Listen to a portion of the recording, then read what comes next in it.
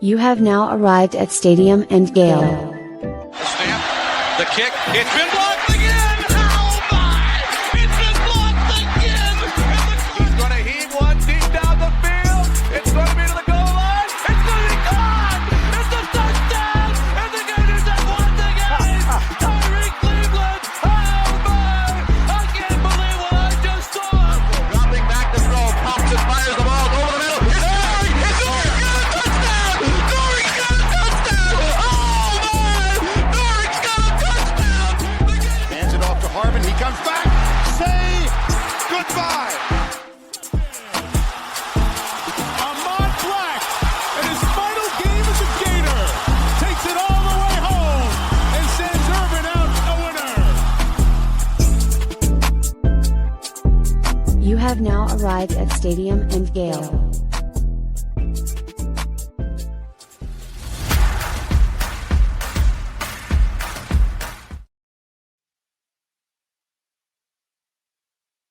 Muted, muted. This is what we get when Corey's not here. Boys and girls, ladies and gents, welcome to another episode of Game Day Eve. Nick, I know you're driving to Jacksonville to fly to Mississippi. Jordan, how's everything with you, brother? Everything's going well, man. Blessed, happy to be here. Grateful for another day. Hopefully my Gators can make me proud, and Monday I'll be wearing that orange helmet behind me. But until then, it's to be determined, fellas. To be determined, but Cobwebs at this point. Right? Should definitely Maybe. plenty of cobwebs. maybe. All right, boys, we're going to talk a little bit of coaching search towards the end today, but the Gators are going to play Ole Miss tomorrow, so we'll talk a little bit about that. But before we do that, we want to thank our friends over at the Dicus, Burke, and Lewis Law Group. They are former attorneys that used to work, or they are currently attorneys. They were attorneys for the insurance side, and now they are fighting against the insurance companies for you. So anything rain damage, water damage, hurricane, storm damage, pipes, whatever it might be, where you need to go toe for toe, pound for pound, M for M, whatever you want to say against the insurance company, the Dicus, Burke, and Lewis Law Group is going to be the folks that will help you. So go visit them at dicusburklaw.com, or you can give them a call at 727-258-0043. So again, we thank our friends over at the Dicus, Burke, and Lewis Law Group, and we will get started. Gators Ole Miss tomorrow, 7 p.m. Eastern time, 6 p.m. Central time there in Oxford, Mississippi. Ole Miss 9-1. Florida, of course, 3-6. Ole Miss, just 2 games left for them to try to earn their first playoff berth in their school's history. And Florida trying to play spoiler while also trying to steal their head coach. Gentlemen, your thoughts on this game? Nick, we'll start with you, brother. Yeah, I'm excited. It'll be my second trip to Oxford, but the first one was weird. 2020, that was Kyle Pitts coming out partying, but no Grove. It's a really interesting dynamic because y'all, Florida fans, have been absolutely at Ole Miss's neck for a month now, and it seems as if they're starting to crack a little bit. Saw some people tweeting pictures yesterday with shirts that said, "Just here to see our next head coach." So I'm interested in that. I'm interested in that dynamic. Excited to see Mississippi, Oxford kind of do its thing. Walk around the Grove. Hope to see some Gator fans there. In terms of the football game,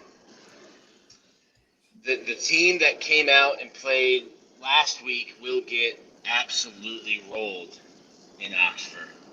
You have to think that, too, the guys that are left from last year's team, Florida played spoiler. Florida slammed the door on Ole Miss playoff chances last year. Have to believe they're going to be playing with a chip on their shoulder. The team that showed up, the Gators showed up in Lexington, will get rolled if they show up like that in Oxford. So I still think talent-wise, roster-wise, Florida has the talent to win any Saturday, but not if you show up like you did last week. So I don't know that I'll pick Florida to win this week, but I do think it wouldn't shock me if they figured out a way to win, muddy it up a little bit, and win this week. But confidence level not super high. Nick, your microphone is trailing off. Jordan, what are your thoughts, brother? Yeah, man, I feel like as we really just look back on the season, I think everybody can say we've been playing to our competition level week in and week out. When we're playing a bad team, besides LIU, maybe we're playing a bad team, I think we tend to stoop down to their level of competition and play like that, which is example like last week in Kentucky. And I feel like when we play a team like Georgia, we rise to the occasion and actually give them a fight. You know what I'm saying? So call me crazy, but I think we will actually give these guys a game this week. Sad to say. It'll be interesting to see, but I think we'll go out there and fight, man. I feel like a lot of these guys will probably be fighting just because Lane's over there on the other side. They probably want to show them what they're all about. Obviously, the coaches are going to be trying to coach their butts off to keep their job, even though it's not even there anymore. So I feel like people fighting, you know what I'm saying? And I won't be surprised if this is a good ball game when it's all said and done. Perfect. Corey, welcome. We're just getting started, man. Appreciate you. What are your thoughts on this game? Obviously, I know it's Florida's looking to play spoiler. So what are your thoughts on this game tomorrow? Yeah, my hopes aren't high. I don't after watching last week, I don't foresee them pulling out a win on the road. We're going back on the road. This team has struggled on the road this entire regime, so I don't expect that to change. And also, I just don't think it's as smooth as a lot of us have said and thought it was in the locker room. And a lot of that energy, I don't think is going to fix itself this week, with the offense and the struggles that we've had with executing and the offense going vertical and fixing some things in the pass game, run blocking schemes. I just don't see us fixing any of that. We had a bye week, probably, that we could clean some stuff up, but I just don't foresee that happening. I'd be surprised if we kept it a game. I think Lane comes in and try to blow us out, to be honest with you. Okay. Jordan, want to get your thoughts. Obviously, there's a lot of talk and discussion right now. Lane Kiffin certainly has kind of avoided talking about the subject, said that it's something that he'll think about later. How do you think if you're playing at Ole Miss and your coach is kind of the talk of the town, a lot of rumors that he's going to potentially head to Florida or, head out of the program, how do you think that might affect the locker room? I think it definitely have a big effect on the locker room. I think also what plays a big role into it is how is his energy. Has his energy and his just the way he's been going about things changed since these rumors have started? I feel like a lot of people are good at reading people and knowing if this guy's checked out or not. So I feel like that's what the players are kind of looking for, maybe to see if he's changing and seeing if he's kind of 1 foot in and 1 foot out. And by the way he's denying, talking about it and stuff like that, I think he's handling it like a pro and doing it the right way in that. Just respecting his team and saying, hey, listen, I can't stop other people from trying to get me. I heard him say one time, that's what happens when you put good stuff on tape. That's what happens when you are a good coach and you have a good football team. Things like this are going to happen. So I think he's covering himself up on all those bases as far as his team still believing that he's fully in it because he's still with the guys and he's still talking to the media as such, like he's still fully locked in. So yeah, it's definitely a tough thing to be around though, because you almost look at it, especially if you're a younger guy in there. Let's just say you're a true freshman playing or something like that, or a sophomore. You're almost a little bit hurt in that, like, because you know what it is. You know he's going to eventually, if he's not going to Florida, he's going somewhere unless you guys win the national championship. And that's probably still iffy if he'll stay or not, but we shall see. Just tough, man. Like, regardless of, like, leaving, like, the quarterback, that offense in Oxford has been humming. And the way our defense has started to play of late, they replicate last week. Regardless of the locker room situation, like, I think those guys are focused on the playoffs, regardless of what Lane got going on. It's just a focus level. They got some distractions for sure, but I just don't. Maybe if we were a team, rah fighting for whatever it may be, but I don't see us as a team right now that's locked in trying to prove anything. I think these guys are just coasting along a little bit, trying to figure out their next situation for the most part. I hope I'm wrong. I hope we can spoil and speed up Lane's process a little bit if we knock them out of the playoffs or something. I hope that's the case, but I just don't foresee it. Corey, I think the word on the street is the timeline is what it is, regardless, win or loss. So we'll see, right? We'll talk about that a little bit more towards the end here. Gators again struggling with some injuries. Eugene Wilson out for the rest of this season. I think we talked about that on Monday. But Eugene Wilson's out. Obviously, Dallas Wilson's out. Ty Jackson, LJ McCray, Aaron Gates, Michael Caraway Jr., Jacoby Jackson, Dejon Johnson, Javion Toombs, and Rod Kearney all out for this game. Probable Miles Graham and Vernell Brown the third. Keith or Corey brought up an interesting point that Vernell Brown still hasn't scored a touchdown this season. So would love, he's obviously had a great freshman campaign. Would love to see him get a touchdown in this game. And then Caleb Bakes moves from out to doubtful. Don't expect him to play tomorrow, but there might be some word on the street that he might try to come back from the Tennessee game. Nick? Yeah, that one's interesting to me because when he had this foot injury when he was in high school, re-injured it around the springtime, and then obviously has surgery or is trying to rehab it, hurts it against LSU, and then has surgery. Thought it was going to be a season ender. I think this is just a case of a guy wanting to finish his college career on his own terms and play with his guys a couple more games.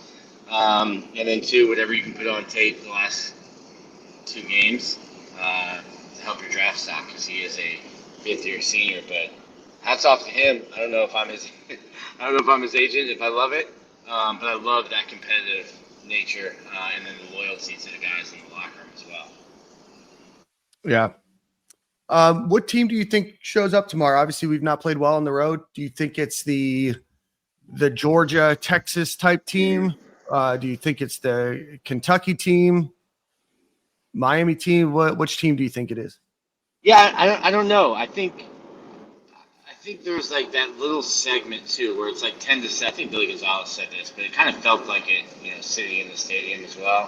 When it was like 10-7, and then you get interception, they score, fumble, they score, and all of a sudden, like really quickly, the game got out of hand. I think then you're just kind of going through the motions at some point. I think you need to keep it close. This is a huge test for Florida's secondary because Trinidad Chambliss can throw the ball around. Lane's a great X's and O's, great game planner, play caller. I think Charlie Weiss and Lane, I'm not sure who's actually calling the plays on game day, whether it's Charlie Weiss Jr. I think he is, man. I think he is. You think Charlie is or Lane? I think it's a mixture of both, but I think Charlie has a bigger role because I know that when Florida reached out to him this past offseason, he thought it was going to be a downgrade in responsibility. So they can get it rolling, get it humming, and you're still really thin at cornerback without Deanie Johnson. So you've got Devin Moore, Carmani, and then Javari Flowers and Castell Hanks, Castell Thornton. It just gets young, and they will run tempo, and they will throw the ball, spread the field out. So it's going to be a huge test for Florida's defense to kind of match up against Lane Kiffin and Charlie Weiss Jr. Yeah, right now, Ole Miss 11.5 point favorites in this one. Corey, what team do you think shows up? What was the open on that, Dan? What's the over? Down, hasn't it? No, open. What did it open 13.5. It's gone to 12.5. It's gone all the way up to 16. It's down to 11.5. 16 just seemed too high regardless. That's a lot of points to give. Even if you think Ole Miss is going to win, it's just a lot of points. So that's kind of gone up and down. Let's see. Actually, I have it here.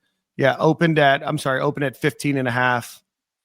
Went all the way to 16, and then over the last day, it's gone to 15.5, 14.5, 13.5, and now 11.5.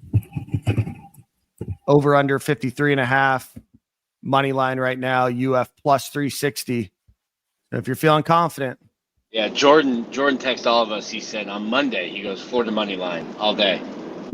Yeah, throw the mortgage down.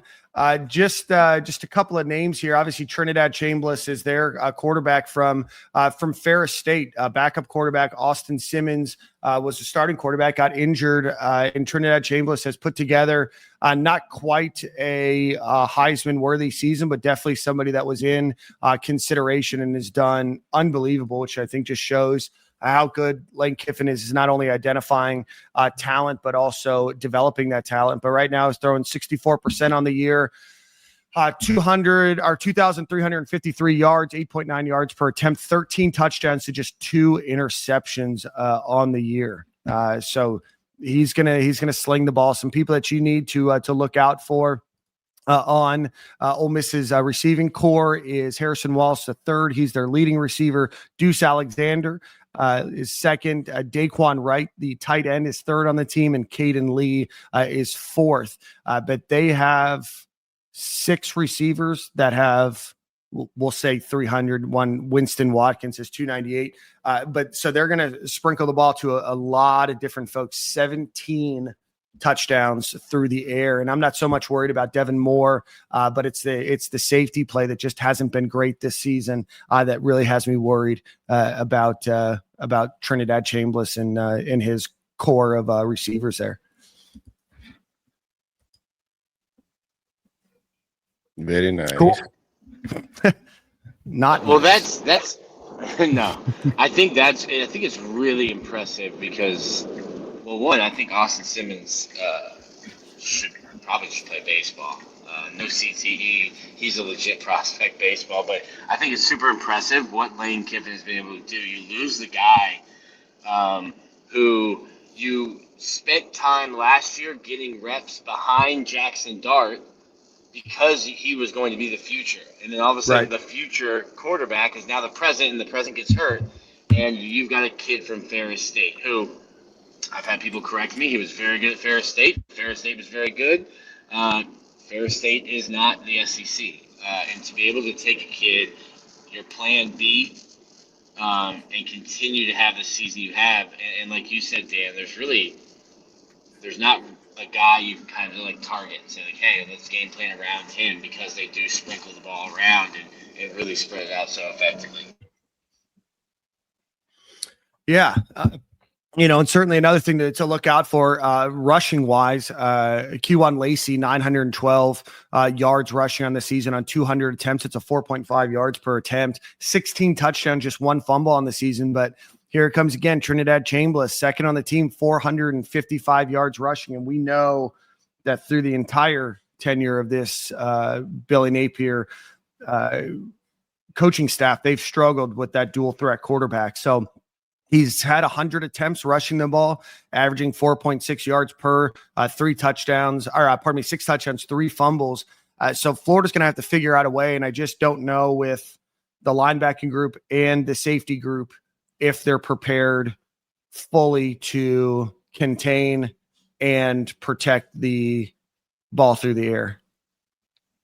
I was concerned, very concerned.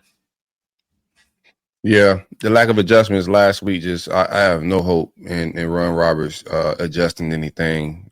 It appeared, and I could be wrong, it just appeared from a checked out perspective that the defensive staff was checked out as well, like from a preparation, watching Kentucky march the ball up and down the field like they'd never marched the ball up and down the field before.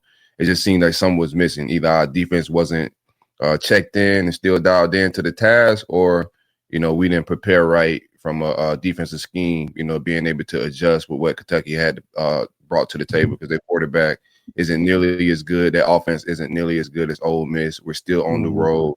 That audience is going to be a little bit more feisty and rowdy, considering all the elements around the game.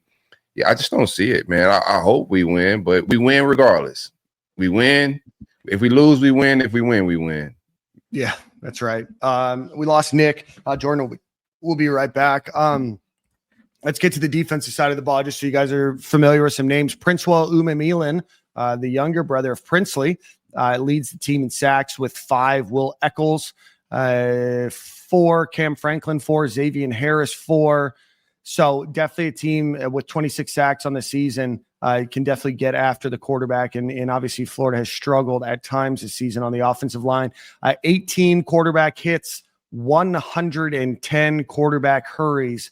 So definitely going to be a tough game on the offensive line. And again, a game where DJ Lagway is going to need to step up and, figure out ways to, the offense is going to need to call plays to be able to get the ball out quickly where they can, hopefully move the ball and run their game. Obviously limiting turnovers is going to be huge for this team. Just running through a little bit more here. I'm trying to see if I can let's get some interceptions and stuff. Just 5 interceptions for the team for Ole Miss this year. Wyatt Williams has 2. Cedric Beavers, Suntarine Perkins, and Xavier Harris, all have an interception as well. If you're going to throw the ball, the target you could go after is linebacker TJ Daughtry, who's allowed 80% of the passes against him. He's a linebacker. Sage Ryan has allowed 74.1% of the passes against him. Not a lot of clamp down. It doesn't seem. I guess Wyatt Williams, their safety, is their best in coverage there, which allowing just 47.1% against him. So again, it's going to be a tough matchup on both sides of the ball. I'll give Lane Kiffin, Pete Golding, Charlie Weiss Jr. A lot of credit. This is not a team that was expected to be a playoff contender when this season started, and now they are looking like they're humming on both sides of the ball. It's a team that is. Oh.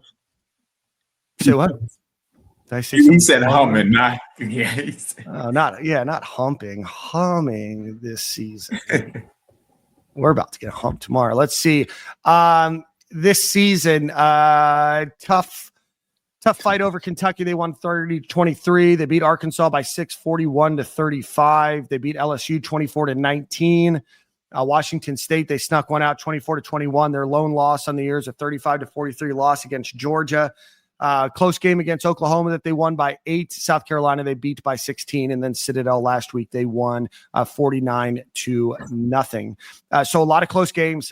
They've allowed a lot of points on defense. They've scored, obviously, a ton of points on offense. So, it's just going to be a matter of what team shows up. And, is this a situation where Florida can play spoiler and they don't have the same noise in their locker room that Ole Miss has? There may be, a bunch of the players reading and excited about the prospects and, trying to play well to try to earn those good reps. Or, again, last year they were able to play spoiler and, right now they have the opportunity to do so again against Ole Miss this week and then Tennessee next week. So it doesn't sound like any of us are super confident in a win this weekend, but I'm winning this weekend regardless, Daniel.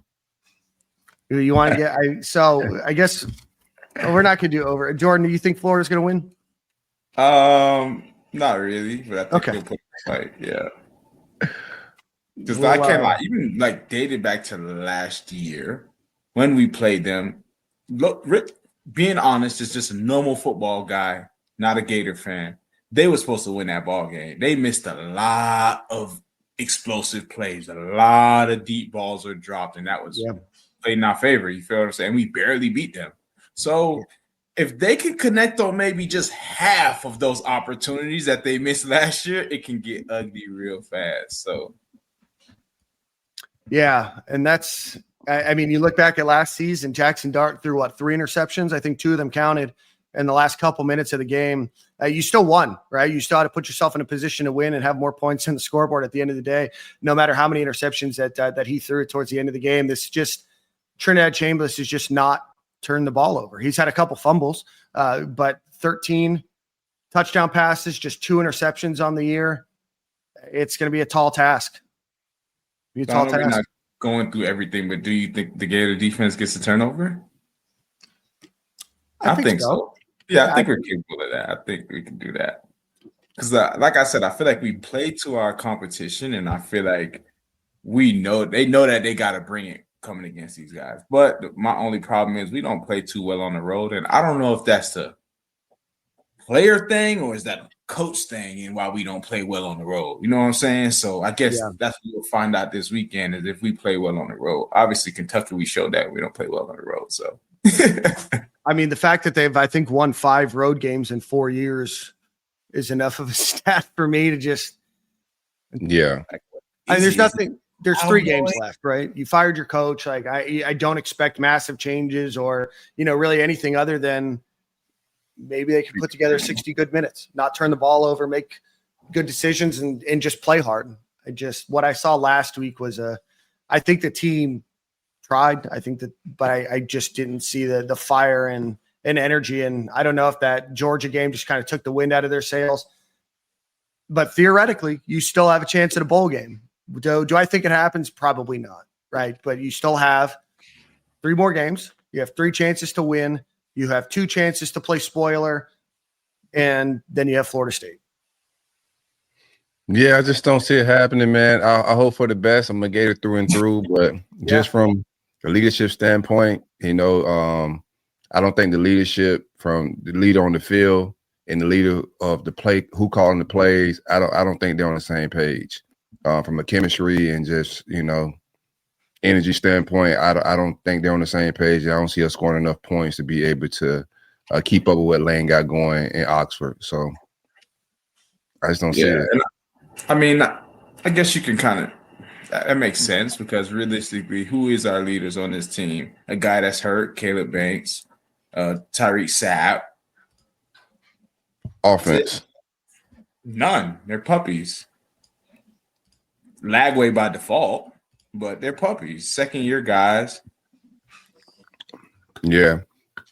I don't think it's clicking between the play caller and our on the surface, on paper leader of the offense. I don't think they're on the same page. As our offensive leader, I don't see it being Lagway. No disrespect in the quarterback. I'm just more saying I feel like he hasn't shown it, and I just got to call a spade a spade. I don't feel like he's the offensive leader. I think that's part of the problem with his team. And why we go and get our head beaten on the road is because we just don't have that leader that's willing to pull us through and get us through adversity. I think everybody just turns and looks at each other once stuff hits the fan, once things don't go good. And I think here's the thing, Jordan, like the perceived leader in the offseason, the head into the season was DJ, right? You start to lose games on the offensive side of the ball, and if the perceived leaders, as far as the play caller, the offense, whoever the head in that side of the ball, and the quarterback who's the perceived leader on the field, those 2 not clicking, the rest of the locker room is going to be looking around like, I don't know, bro. Like you're missing leadership because at the top, if the quarterback and the play caller aren't on the same page, quarterback and the head coach aren't on the same page from the beginning of the season, I think we're seeing a lot of that play out on the field. Yeah, 100%. Yeah, no, and that chemistry is really important. And then obviously you throw a new play caller in there 2 games ago. It's just going to be different communication, the play calling, everything else. There's probably still probably a lack of comfort on both sides, right? Both from Florida side and DJ Lagway side. And there's just not much, right? I mean, you fired the coach. I mean, what else are we going to say? This is a season that everything's going to be evaluated this offseason. Whether he's here or not, whether Lane Kiffin is Florida's head coach or not, whether whoever, Florida's going to be in an offseason of evaluation. There's just not much more that we can expect or anticipate through the rest of this year other than trying to get good guys snaps and, the opportunity for some of these guys to play, the end of their college careers and hopefully end, with something to hang their hat on because it's just this season just didn't go the way anybody thought it would.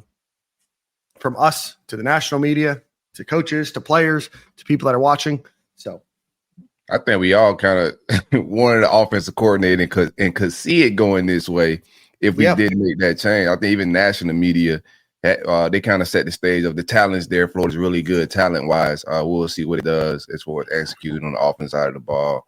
But we're beating a dead horse at this point. Yeah, no, we are. So we've got that game tomorrow, 7 p.m. In Oxford. Nick, you've been to Ole Miss before? Yeah, I was there in 2020, so sort of. Okay, COVID time. So it's your first time seeing the Grove in full. Bars were open, but yeah, the Grove was empty.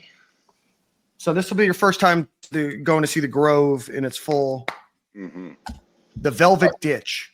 Are you walking around in Gator gear or are you walking around in neutral colors? Are you scared? Brother, yeah, I grew up a Gator fan, spent 11 years not being able to wear Gator gear. We are in Gator gear. Okay. With the collective, we're in Gator gear. If they sell Lane merchandise, I might buy some Lane merchandise while in the square. You should have gotten an orange and blue shirt that says, "We want to poach your coach." Yeah. Just Gator. Take me to your leader. Yeah. Take me to your leader. That's crazy. For sure. Take me to your leaders. That would have been a great episode if we titled these Game Day Eves. I'm just going to do it anyway. You know what I mean? Why not? There's no rules, no regulations. I need something to bring me happiness. They're starting to like reality starting to set in Oxford, man. It's been beautiful to watch, bro. There's been a lot of arrogance coming out of that part, but they're starting to remind themselves that they are in Mississippi. It's starting to set in. The tenor of the internet over the last week from the Ole Miss faithful has really gone down a slippery slope, and we're about to reach terminal velocity on this avalanche fall of collapse of the Ole Miss fan base. If everything that we're hearing is true, and I think it's important to know that until something is signed and there's an introduction, anything can happen. But I'll tell you very fervently, I sent you guys the text yesterday that Florida feels exceptionally confident landing their first choice of head coach.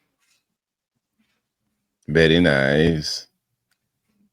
I mean, bro, if and when it goes down, like straight pandemonium from Gator Nation, I believe, man. Like we may still storm the Capitol in a good way. In a good way, with pastries. yeah. Confetti. I think the timing would be post Egg Bowl. I don't think a playoff situation is something that you have to worry about coaching. I think Ole Miss has started to very judiciously start to look at their next options as head coach, and that could even be somebody that's on their staff now going into next season or what that might look like. But I cannot definitively say that anything has been signed, but I can tell you that Florida feels very, very confident in their head coach for next season as of today, November 14th at 10:38 a.m. Eastern Standard Time. Very confident. Time stamp it, man. Time stamp it, my brother. Very confident. But until there's an introductory press conference, until the signature's been signed, until PJ is in air. Do you think if this goes down after the Egg Bowl, what do you think the fallout is? Do you think Lane continue to coach the playoffs out there? I just think it's going to be a battle for them. And it could be. No, I don't. Okay. Yeah. I think that they're evaluating what those options could look like. Ole Miss leaders are, like I said, looking at what their options are and will be. They are looking, the Ole Miss writers are talking about it. The national media mood has changed quite a bit over the next couple of days as some of this has unfolded. There's just a lot of reason to believe that this is going to happen and that Ole Miss will, should they make the playoffs, will move forward with somebody else at the helm. This is what the whole state of Mississippi deserves. Talking greasy to my fan base. We've not seen the situation play out though, right? Kalen DeBoer got hired at Alabama after his team was in the playoff, but that was post playoffs being over. We've never seen a coach, and this probably is not something that will happen all that often. But I almost wonder if Alex Golish from USF is a target by some school. What could happen there? Because you have early signing day, you have the transfer portal not long after that. And Alex Golish will probably, if USF makes it, they're probably a one and done team, but big bank take little bank, an old fashioned big bank take little bank, and we get into historic times of sending a team into the playoffs with no coach. I like that we're making that type of history, man. Like we still win. We gonna like Billy set us back with some bad history, but we about to set some new history. For real. I'm talking. I'm gonna have to come out of trolling retirement, my brother. Yeah. Corey went into troll retirement at the wrong time. Wrong time. I'm about to get the trolling coach, greatest trolling coach of all time is coming, and I paused, and I've retired. That's nuts. A lot of That's pent nuts. up troll energy there. Yeah, it's all good. I think Nick and the Florida Victorious team will have to upgrade their servers. Should that happen? They gotta upgrade their seats. Are y'all in the press box? Y'all can't just be walking around Oxford with Gator stuff on. I'm fearing for your safety, my guy. You need me to send some help out there? I'll be all right. I'll be all right. All right, bro. Oh man, I'm with. I had Mississippi fans like sending me their seat numbers and telling me, "Hey, meet me for square up." Oh, tell them to meet at Northgate, bro. Come see me. It's a home game. Crockpot on. Crockpot on, man. Oh my gosh, I don't know if Jordan knows the Corey Crockpot on lore, but I don't. Nah, that was crazy. I think he got covered by what? Not World Star. Who was it? BSO. I think it hit World Star, man. It hit a few like major outlets. I almost got fired. Thank God my boss at the time was actually a Gator alum, so he kind of got the jokes and the vibes a little bit. But that shit made it all the way to my boss's desk. Jordan will send you the article. It's hilarious. For real. My mother-in-law got it on Facebook. It was wild, bro. I was like, "Hey, man, what's going on here?" Anywho. All right. Well, let's get out of here. Again, game tomorrow, 7 p.m. in Oxford. Nick, fly safely. Corey, great seeing you. Jordan, great seeing you. As always, want to thank our friends over at the Dykesburg and Lewis Law Group. Go visit them online or give them a call here at 727-258-0043. And we will see you on Monday night.